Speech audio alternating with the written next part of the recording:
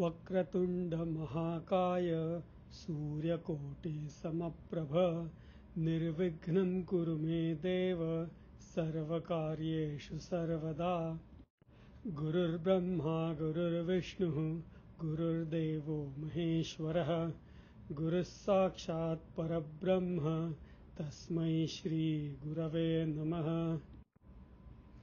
वदनी कवळ घेता नाम घ्या श्रीहरीचे सहज हवन होते नाम घेता फुकाचे जीवन करी जीवित्वा अन्न हे पूर्ण ब्रह्म उदर भरण नोहे जाणिजे यज्ञ कर्म कराग्रे वसते लक्ष्मी करमध्ये सरस्वती करमूले तु गोविंद प्रभाते करदर्शनम् समुद्रवसने देवी पर्वतस्तनमण्डले विष्णुपत्नी नमस्तुभ्यं पादस्पर्शं क्षमस्व मे गंगे च यमुने चैव गोदावरि सरस्वती नर्मदे सिन्धु कावेरी जलेऽस्मिन् सन्निधिं कुरु।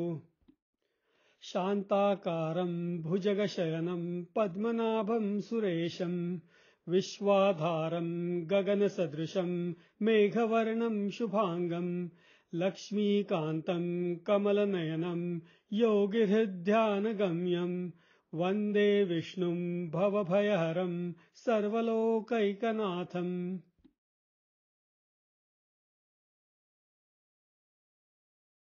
शुभं करोति कल्याणम् आरोग्यं धनसम्पदा शत्रुबुद्धिविनाशाय दीपज्योतिर्नमोऽस्तु ते।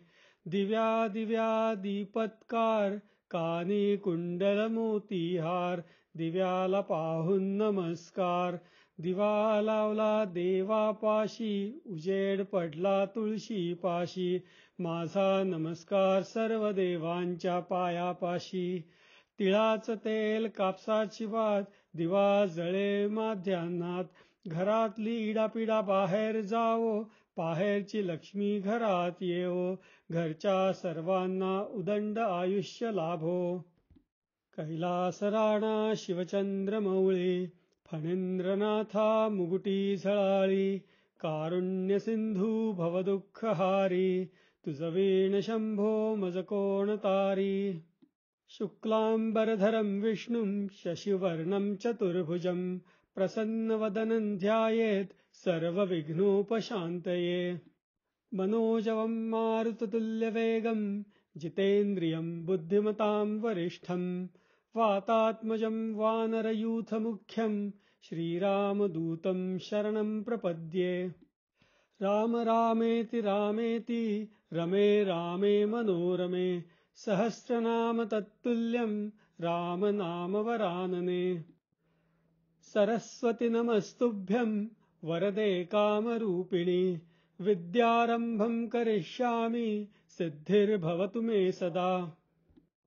सर्वमंगलमांगल्ये शिवे सर्वार्थसाधिके शरण्ये त्र्यंबके देवी नारायणि नमोऽस्तुते। सर्वे भवन्तु सुखिनः सर्वे सन्तु निरामयाः सर्वे भद्राणि पश्यन्तु मा कश्चित् दुःखभाग् भवेत्। ॐ शान्ति शान्ति शान्तिः। त्वमेव माता च पिता त्वमेव बन्धुश्च सखा त्वमेव विद्या द्रविणं त्वमेव सर्वं मम देवदेव। ब्रह्मार्पणं ब्रह्महविः ब्रह्माग्नौ ब्रह्मणाहुतं ब्रह्मैव तेन गन्तव्यं ब्रह्मकर्म समाधिनः। अहं वैश्वानरो भूत्वा प्राणिनां देहमाश्रितः प्राणापानसमायुक्तः पचाम्यन्नं चतुर्विधम्। ॐ त्र्यम्बकं यजामहे सुगन्धिं पुष्टिवर्धनम् उर्वारुकमिव बन्धनात् मृत्युर्मुक्षीयमामृतात्।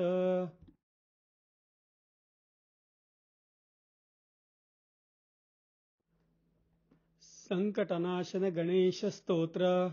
नारद उवाच प्रणम्य शिरसा देवं गौरीपुत्रं विनायकं भक्तावासं स्मरेन्नित्यम् आयुः कामार्थसिद्धये। प्रथमं वक्रतुण्डं च एकदन्तं द्वितीयकं तृतीयं कृष्णपिङ्गाक्षं गजवक्त्रं चतुर्थकं लम्बोदरं पञ्चमं च षष्ठं विकटमेव च सप्तमं विघ्नराजेन्द्रं धूम्रवर्णं तथाष्टकम् नवमं भालचन्द्रं च दशमं तु विनायकम् एकादशं गणपतिं द्वादशं तु गजानन।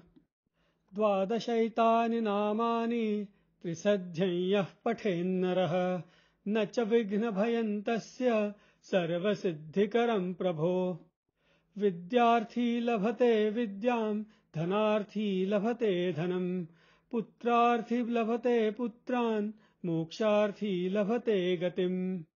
जपेद् गणपतिस्तोत्रं षड्भिर्मासैः फलं लभेत् संवत्सरेण सिद्धिं च लभते नात्र संशयः।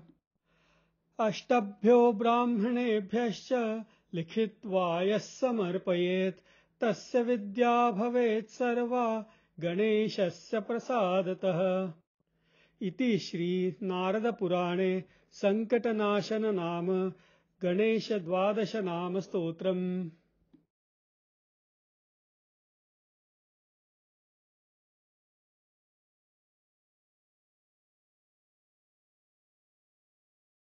आता विश्वात्मके देवे येनेवाग्यज्ञे तोषावे तोषो निमजद्यावे पसाय दानहे। ये खळांची व्यंकटी सांडो तया सत्कर्मीरतिवाढो भूता परस्परे जडो मैत्रजीवांचे दुरितांचे तिमिर जावो विश्वस्वधर्म सूर्ये पाहो जो जे वांछील तो ते लाहो प्राणिजात।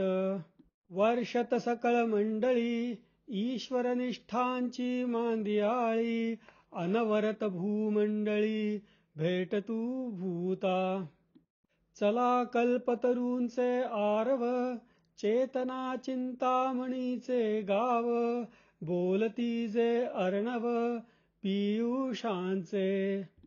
चंद्रमे जे अलांछन मार्तंड जे तापहीन ते सर्वाही सदा सज्जन सोय रे होतु।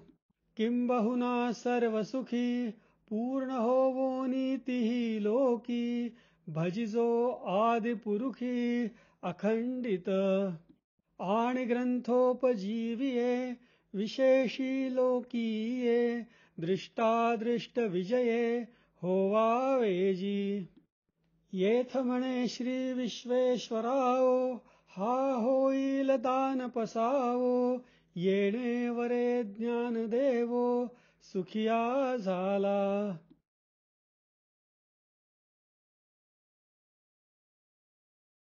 ओम नमस्ते गणपतये त्वमेव प्रत्यक्षं तत्त्वमसि त्वमेव केवलं कर्तासि त्वमेव केवलं धर्तासि त्वमेव केवलं हर्तासि त्वमेव सर्वं खल्विदं ब्रह्मासि त्वं साक्षादात्मासि नित्यम्। ऋतं वच्मि सत्यं वच्मि अवत्वं माम् अववक्तारम् अवश्रोतारम् अवदातारम् अवधातारम् अवानूचानमवशिष्यम् अवपश्चात्तात अवपुरस्तात अवोत्तरात्तात अवदक्षिणात्तात अवचोर्ध्वात्तात अवाधरात्तात सर्वतो मां पाहि पाहि समन्तात। त्वं वाङ्मयस्त्वं चिन्मयः त्वम् आनन्दमयस्त्वं ब्रह्ममयः त्वं सच्चिदानन्दाद्वितीयोऽसि त्वं प्रत्यक्षं ब्रह्मासि त्वं ज्ञानमयो विज्ञानमयोऽसि। सर्वं जगदिदं त्वत्तो जायते सर्वं जगदिदं त्वत्तस्तिष्ठति सर्वं जगदिदं त्वयि लयमेष्यति सर्वं जगदिदं त्वयि प्रत्येति त्वं भूमिरापो नलो निलो नभः त्वं चत्वारि वाक्पदानि त्वं गुणत्रयातीतः त्वं देहत्रयातीतः त्वं कालत्रयातीतः त्वं मूलाधारस्थितोऽसि नित्यं त्वं शक्तित्रयात्मकः त्वां योगिनो ध्यायन्ति नित्यं त्वं ब्रह्मास्त्वं विष्णुस्त्वं रुद्रस्त्वं इन्द्रस्त्वं अग्निस्त्वं वायुस्त्वं सूर्यस्त्वं चन्द्रमास्त्वं ब्रह्म भूर्भुवस्वरोम गणादिं पूर्वमुच्चार्य वर्णादि तदनन्तरम् अनुस्वारः परतरः अर्धेन्दुलसितं तारेण रुद्रम् एतत्तवमनुस्वरूपम् गकारः पूर्वरूपम् अकारो मध्यमरूपम् अनुस्वारः शान्तिरूपम् बिन्दुरुत्तररूपम् नादः सन्धानम् संहिता सन्धिः सैषा गणेशविद्या गणकऋषिः निःसृद्गायत्री छन्दः गणपतिर्देवता ॐ गं गणपतये नमः। एकदन्ताय विद्महे वक्रतुण्डाय धीमहि तन्नो दन्ती प्रचोदयात्। एकदन्तं चतुर्हस्तं पाशमं कुशधारिणं रदं च वरदं हस्तैर्बिभ्राणं मूषकध्वजं रक्तं लम्बोदरं शूर्पकर्णकं रक्तवाससं रक्तगन्धान्नुलिप्ताङ्गं रक्तपुष्पैः सुपूजितं भक्तानुकम्पिनं देवं जगत्कारणमच्युतम् आविर्भूतं च सृष्ट्यादौ प्रकृते पुरुषात् परम् एवं ध्यायति यो नित्यं स योगी योगिनां वरः।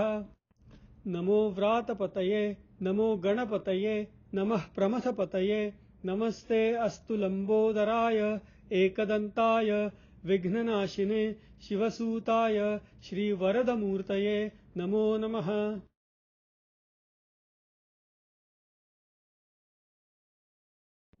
भीमरूपी महारुद्रा वज्रहनुमान मारुति वनारी अंजनी सूता रामदूता प्रभंजना महाबली प्राणदाता सकला उठवी बळे सौख्यकारी दुःखहारी दूत वैष्णव गायका दीननाथा हरिरूपा सुंदरा जगदंतरा पाताळ देवता हंता भव्य सिंदूरलेपना लोकनाथा जगन्नाथा प्राणनाथा पुरातना पुण्यवंता पुण्यशीला पावना परितोषका ध्वजांगे उचली बाहो आवेशे लोटला पुढे काळाग्नी काळ रुद्राग्नी देखता कापती भये ब्रह्मांडे माईले नेनो आवळे दंतपंगती नेत्राग्नी चालिल्या ज्वाळा भ्रुकुटी ताठिल्या बळे पुच्छते मुरडिले माथा किरीटी कुंडले बरी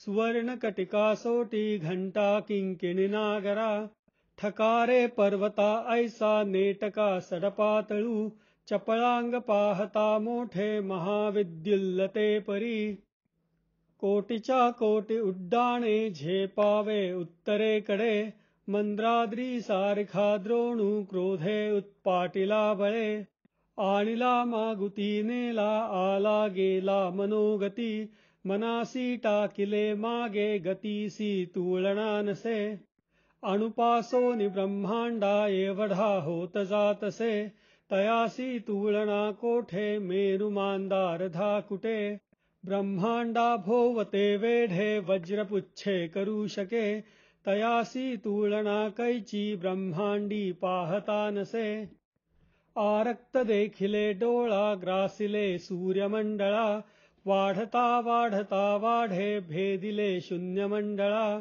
धनधान्य पशुवृद्धी पुत्र पौत्र समग्रही पावती रूप विद्यादी स्तोत्र पाठे करोनिया भूतप्रेत संबंधादी रोग व्याधी समस्तही नासती तूटती चिंता आनंदे भीमदर्शने हे धरा पंधरा श्लोकी लाभली शोभली बरी दृढदेहो निस्संदेहो संख्या चंद्रकळा गुणे रामदासी अग्रगण्यू कपिकुळासि मंडणू रामरूपी अंतरात्मा दर्शने दोषनाशती इति श्रीरामदासकृतं संकटनिरसनं मारुतिस्तोत्रं सम्पूर्णम्।